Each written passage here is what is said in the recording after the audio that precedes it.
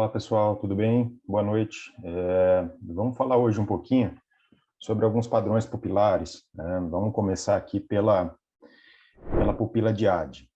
A pupila diade, ela geralmente ela é pouco conhecida das outras especialidades, né? Tirando a neurologia, poucas especialidades aí, poucos médicos de outras áreas conhecem a pupila diade, né? Tanto é que quando chega uma pupila diade no pronto-socorro, muitos pensam que pode ser uma pupila midriática, uma pupila de Huntington, né? Uma pupila decorrente de alguma herniação nucal.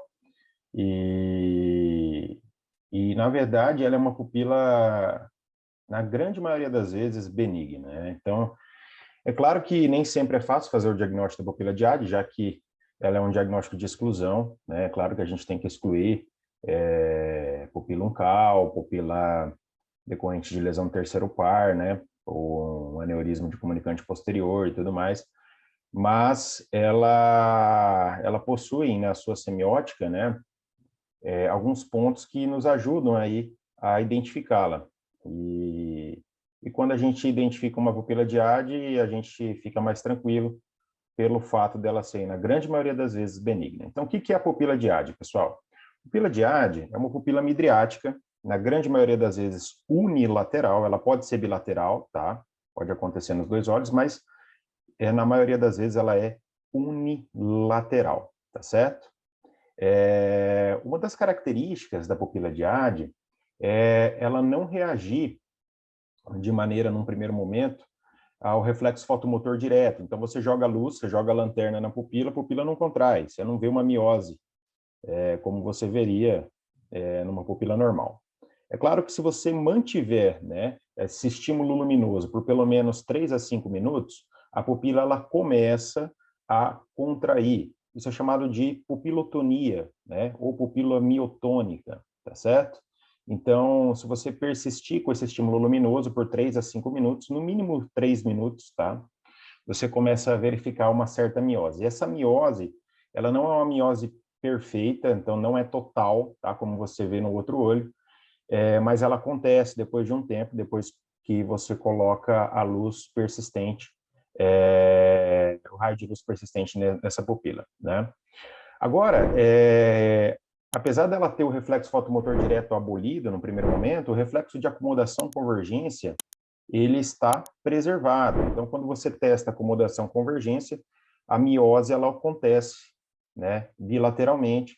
Isso aí é chamado de dissociação luz-convergência. Então, algumas pupilas neurológicas, né, têm essa característica de dissociação luz-convergência. Por exemplo, a pupila de Argyll-Robertson, que a gente vai ver depois, tá?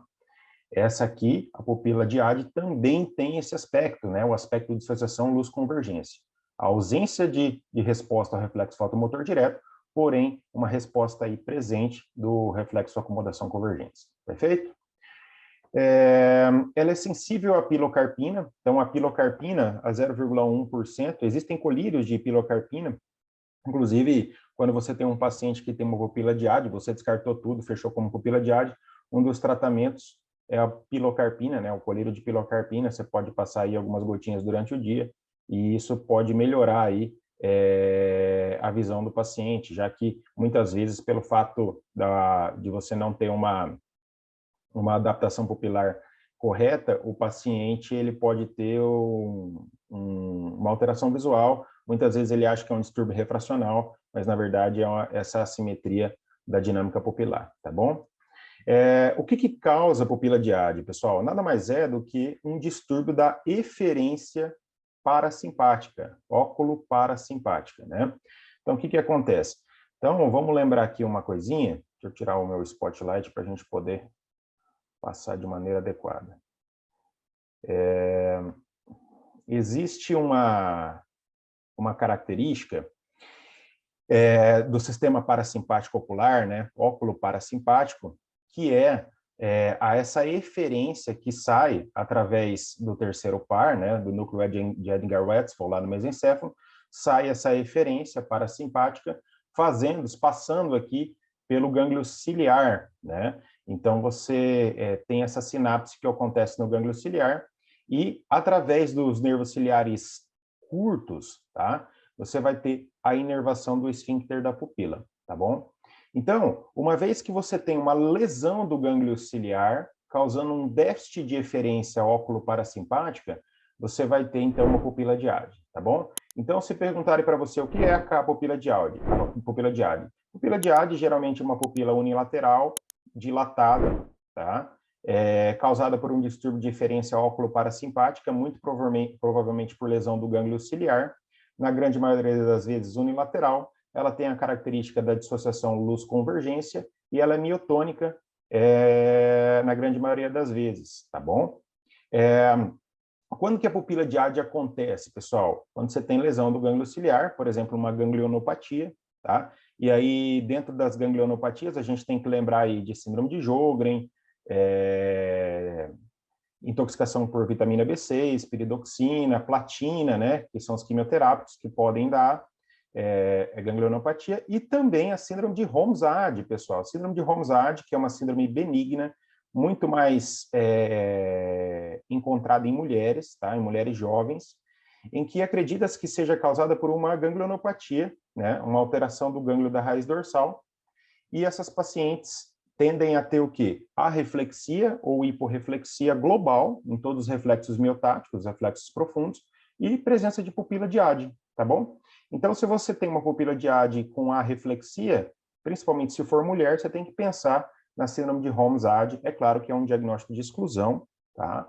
E a gente tem que excluir as causas mais comuns aí de ganglionopatia. A gente não pode esquecer da Romsad, que é esse diagnóstico aí extremamente benigno, tá bom? Causas patológicas aí, a gente tem que lembrar da sífilis. Então, cerca de 17% das pupilas diade são causadas, são sifilíticas. Então, a gente sempre lembra da pupila de Argyll-Robertson, né, como uma pupila sifilítica, mas aqui não. A gente não pode esquecer da pupila diade como sendo uma manifestação da sífilis também, tá bom? Em quadros de desautonomia, você pode ter pupila diade, então, por exemplo, numa síndrome de Guillain-Barré, num contexto desautonômico importante, ou então numa síndrome de Eaton-Lambert, em que você pode ter uma desautonomia, a pupila diade pode estar presente.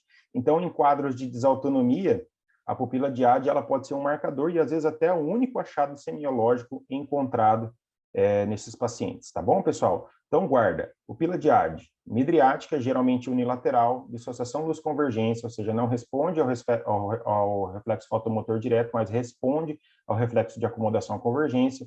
Ela é miotônica, 3 a 5 minutos com a luz persistente tende a diminuir o seu diâmetro, geralmente unilateral, sensível a pilocarpina, 0,1%. É um distúrbio óculo-parasimpático de eferência, né, geralmente por lesão do gânglio ciliar. Pode acontecer em contextos patológicos, como desautonomia, então aí lembra de causas desautonômicas, tá bom? Em contextos aí de infecções, como sífilis, e também em contextos benignos, como na síndrome de Romsad, que nada mais é do que uma ganglionopatia encontrada em mulheres, na grande maioria das vezes, em que você tem uma pupila diade na presença de uma reflexia global dos reflexos profundos. Perfeito, pessoal? Então é isso. Eu espero que vocês tenham lembrado aí da pupila diade e a gente se vê no próximo momento falando de outras pupilas, tá certo? Um forte abraço e bons estudos.